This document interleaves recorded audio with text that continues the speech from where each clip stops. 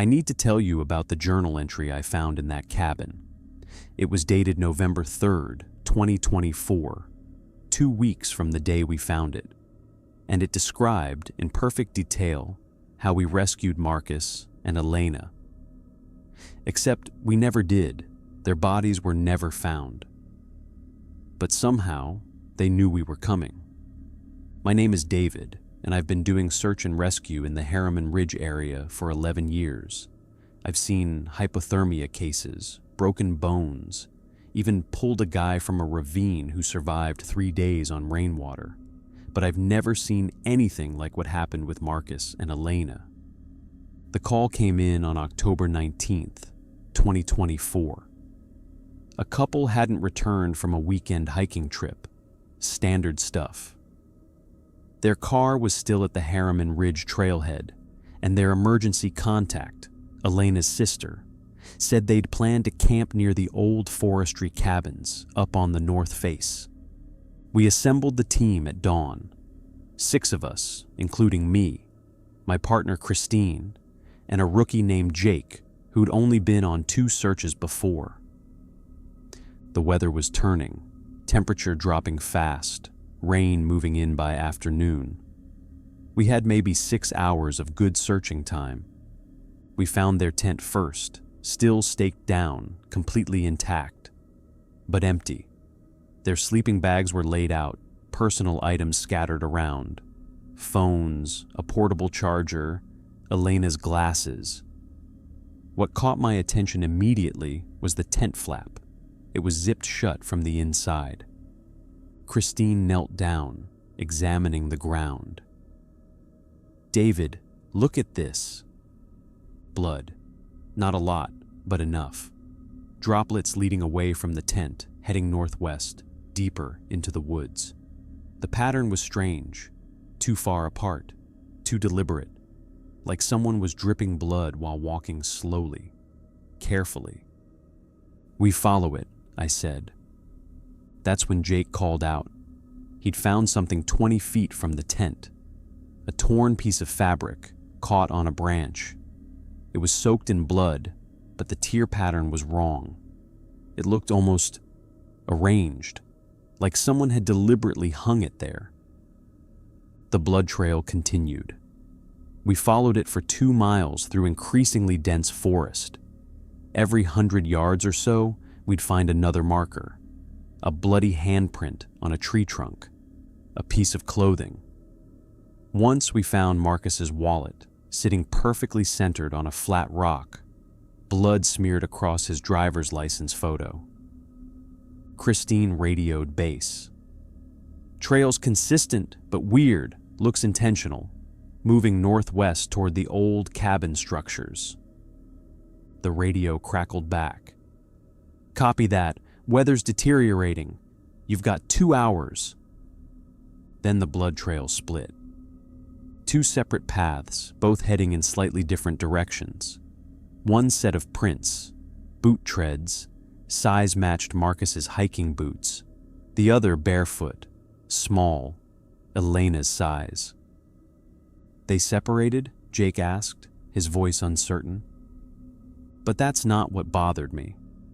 What bothered me was that both trails had the exact same blood pattern, same spacing, same amount, like they'd been coordinated.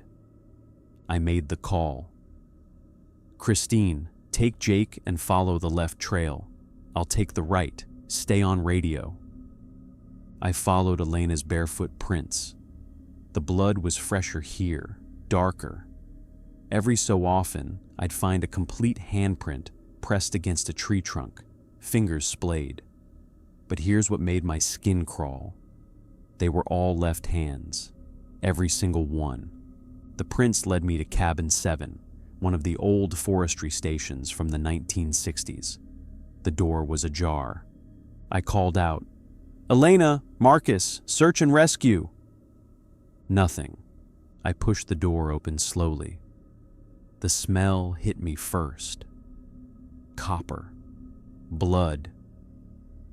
The walls were covered in bloody handprints, not random, methodical. They covered every surface, overlapping, creating almost a pattern, like wallpaper made of palm prints. The blood was still wet in places, glistening in my flashlight beam. But no bodies, no Marcus, no Elena. Their belongings were arranged on the old wooden table in the center of the room. Backpacks, a water bottle, car keys, a small camping stove. Everything placed with unnatural precision, like a museum display. And in the center of it all, a leather journal. I picked it up with trembling hands. The cover was smeared with bloody fingerprints. I opened it to the last entry. November 3rd, 2024. 2 weeks in the future. "Christine," I radioed, my voice barely steady. "Get to cabin 7. Now." I started reading while I waited. The handwriting was shaky, but legible. Elena's, according to the name signed at the top. "They found us today, 6 rescuers, including a man named David. He was the one who found my journal. He's reading this right now, November 3rd, wondering how I wrote this. David, behind you. Check behind you." My blood went cold. I spun around. Nothing. Just the door I'd come through, still open, forest darkness beyond. I kept reading. "Marcus and I came to the cabin on October 17th. We thought we were alone. We weren't. Something lives in the walls here, David. Something that understands time differently than we do. It showed us what would happen. It showed us you." The next paragraph made me drop the journal. "You're going to search for 3 more days. You'll bring cadaver dogs on day 4. They'll alert in the cabin, but you'll never find our bodies. Christine will quit search and rescue after this. Jake will have nightmares for years. And you, David, you'll come back here, alone, on November 3rd. You won't be able to help yourself." The radio crackled.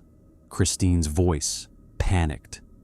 "David, the trail I followed, it circles back. It leads right back to where we started. Marcus's prints just vanish at the tent, like he walked backward in his own footsteps and disappeared."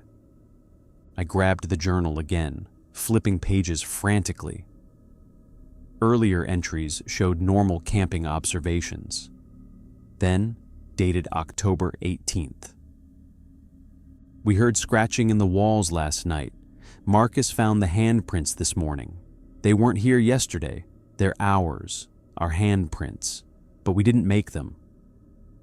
October 19th. "We can't leave. Every trail leads back here. We've tried 6 times. The blood started this morning, just appeared on our hands. We can't wash it off. Marcus is terrified. So am I. But the thing in the walls, it keeps showing us images, future images. It showed us the search party. It showed us you, David, reading this journal." I heard Christine and Jake entering the cabin behind me. Jake gasped at the bloody handprints covering the walls. "What the hell happened here?" Christine whispered. I showed her the journal entry dated November 3rd. Her face went pale. October 20th was the last entry in Elena's handwriting. "It wants us to become part of this place, part of its time loop. Marcus just walked into the wall, not through a door, into the wall. It just accepted him. The handprints are moving now, David. When you read this, watch the walls. Watch them carefully." "David," Jake's voice was high, terrified. "The handprints, they're wet again." He was right. The blood on the walls, which had been drying when I entered, was glistening fresh now. And worse, there were new prints appearing, slowly, one finger at a time, pressing through from inside the wall itself. We ran, all 3 of us, scrambling out of that cabin like it was on fire. We didn't stop until we reached the tent site. We searched for 3 more days, just like the journal predicted. Cadaver dogs alerted inside cabin 7 on day 4, going absolutely frantic, but we tore up the floorboards and found nothing. No bodies, no remains, nothing. Christine turned in her resignation on day 8. Jake started seeing a therapist for nightmares about handprints. The case went cold. Officially, Marcus and Elena are still missing persons. The official report listed them as lost hikers, presumed dead due to exposure, bodies unrecovered due to difficult terrain. But I kept that journal. I wasn't supposed to. It was evidence. But I kept it anyway. I couldn't stop reading it. Every night I'd flip through those pages, looking for something I'd missed, some explanation. And then, last week, something changed. A new entry appeared. I hadn't opened the journal in 3 days. I kept it in my desk drawer at home, locked. But when I pulled it out on November 1st, there was fresh writing, same handwriting, Elena's. "David, you're coming back, aren't you? You can feel it. The pull. November 3rd is in 2 days. We can see you from in here. Time is different where we are. We've been here for weeks and years and moments all at once. Marcus is with me. We're not dead. We're just somewhere else. Somewhere the cabin keeps us. And David, it's calling you too. You've been marked since the moment you touched this journal. Check your left hand." My heart stopped. Slowly, I turned my left palm upward. There was blood under my fingernails. Fresh blood. And I hadn't cut myself, hadn't injured anything. Tomorrow is November 3rd, 2024. The date from Elena's first impossible entry. I've already packed my gear. I've already told my wife I'm going on a day hike because Elena was right. I can't help myself. I'm going back to cabin 7. And the worst part? Deep down, beneath the terror and the rational part of my brain screaming at me to stay away, there's something else. A certainty. A knowing. I'm going back because I've already been there. The handprints on those walls? I think some of them might be mine. If you're listening to this and you ever find yourself near Harriman Ridge, stay away from the old forestry cabins, especially cabin 7. And if you see a blood trail in those woods, no matter how much you want to help, no matter how much your training tells you to follow it, turn around. Some rescues aren't meant to be completed. Some people aren't meant to be found. Because sometimes they're already exactly where they're supposed to be. Thanks for watching. I hope you consider subscribing for weekly videos.